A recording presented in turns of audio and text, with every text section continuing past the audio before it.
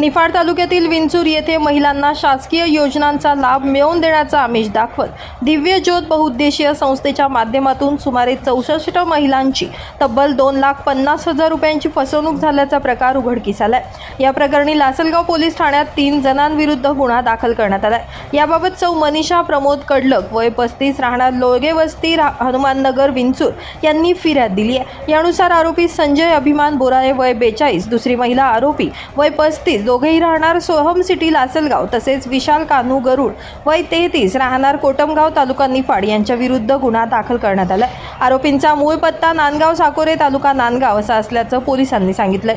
फिर्यादीनुसार आरोपींनी विंचूर येथे दिव्य ज्योती बहुउद्देशीय संस्था स्थापन करून महिलांना मोफत शिवणकाम आणि ब्युटी पार्लर प्रशिक्षण तसेच केंद्र व राज्य शासनाच्या विश्वकर्मा योजनेअंतर्गत शिलाई मशीन आणि 15,000 रोख मिळवून देण्याचं आश्वासन दिलं होतं।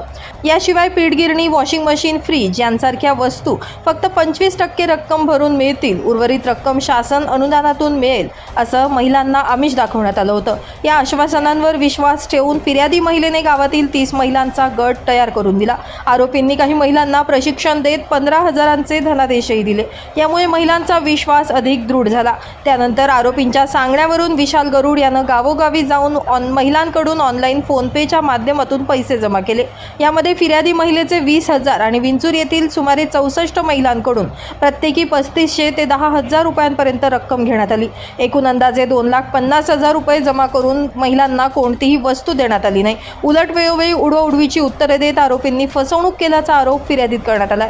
सदर टोळीकडून निफाड, सिन्नर, येवला आणि इतर तालुक्यातील महिलांकडूनही अशाच प्रकारे मोठ्या प्रमाणावर पैसे जमा करण्यात आलं असल्याचं फिर्यादीत म्हणण्यात आलं। या प्रकरणी लासलगाव पोलीस ठाण्यात GR क्रमांक 151/2026 नुसार भारतीय न्याय संहिता 2023 कलम 316(2), 318(4)(3)(5) अंतर्गत गुन्हा दाखल करण्यात आलाय। पुढील तपास पोलीस उपनिरीक्षक मोहन पाटील करतायत।